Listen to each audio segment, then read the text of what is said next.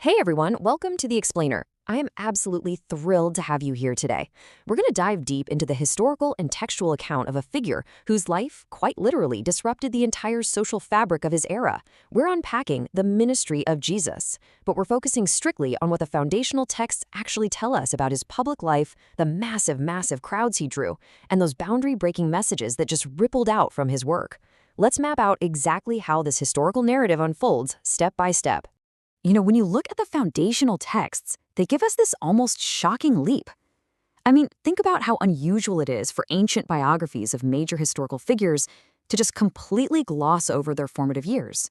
But here, save for a single story in Luke about a 12-year-old Jesus teaching rabbis in Jerusalem, we have practically zero details about his childhood or his young adult life.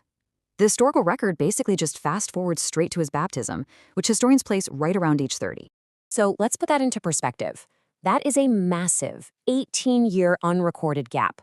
No teenage angst, no young adult missteps, just nearly 2 decades of absolute silence leading right up to his public debut.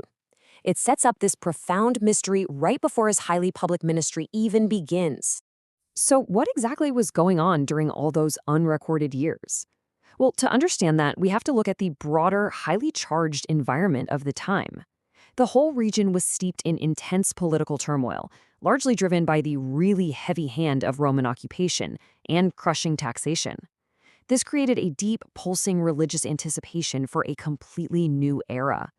The public was, frankly, desperate for a major shift in the status quo.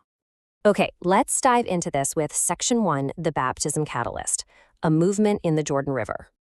Right, so this is the exact moment those 18 years of absolute silence finally break.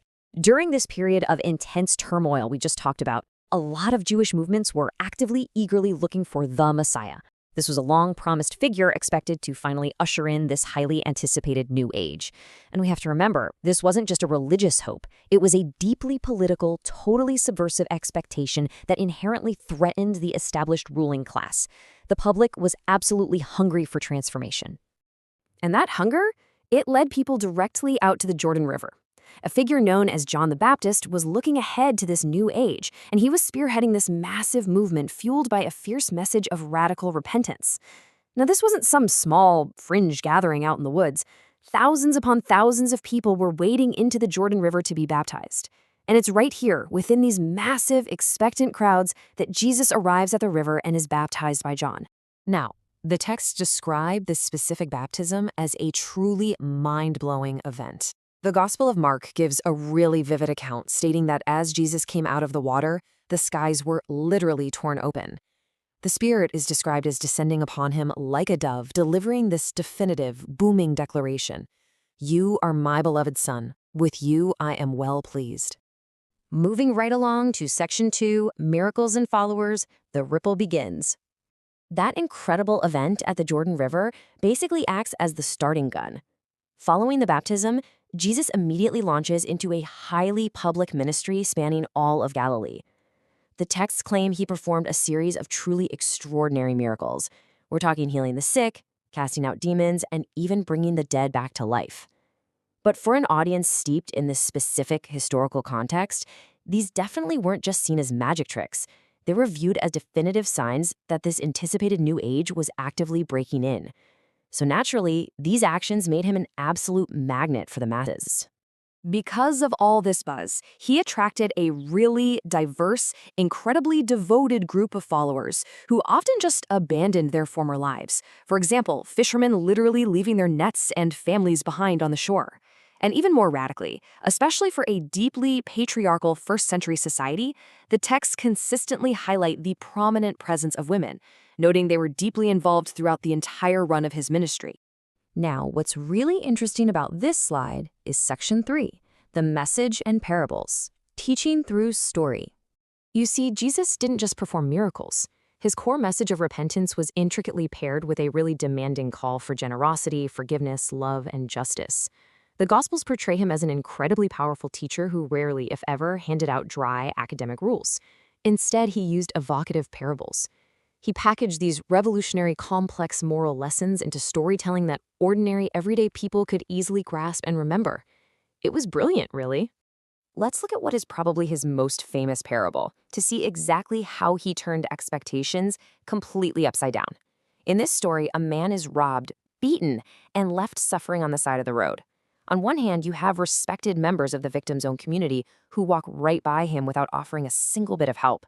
But on the other hand, the person who actually stops to save the man is a Samaritan. Now, in that historical context, a Samaritan was considered a foreigner, a total outsider, and often a literal social enemy. By contrasting the inaction of the respected in-group with the deep compassion of the societal outsider, he completely flipped the social hierarchy on its head.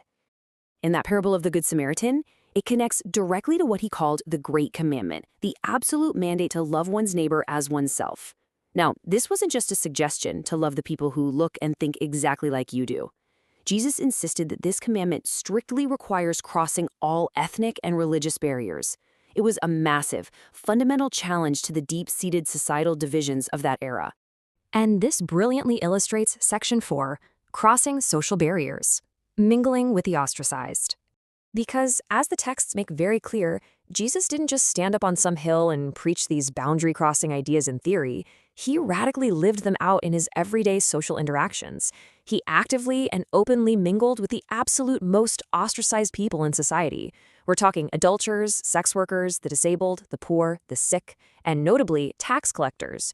Remember, in first-century Judea, tax collectors weren't just seen as annoying bureaucrats. They were widely hated. They were viewed as extortionist traitors working for the occupying Roman Empire. Yet, he intentionally sought out these exact individuals, completely ignoring the strict religious and cultural boundaries of the day. Now, as you might guess, breaking literally all the social rules of the day drew some heavy criticism from established religious and community leaders. But Jesus met his critics with incredibly stark warnings. He essentially counseled them to remember your own imperfections. He forcefully warned them against casting judgment, urging them to look inward, to reflect on their own flaws before ever daring to condemn the actions or lives of others. So that brings us to our final thought. And it's a question that really lingers long after these historical texts were written. Looking back at this incredible narrative of breaking down barriers and extending radical empathy to outsiders, do we remember our own imperfections before condemning others today? Has modern society truly learned this centuries-old lesson of empathy and self-reflection? It is a fascinating historical account for sure, but it's an equally fascinating mirror to hold up to our world right now. Thank you so much for joining me for this explainer. I really hope this deep dive sparked some curiosity for you, and I can't wait to explore our next topic with you soon.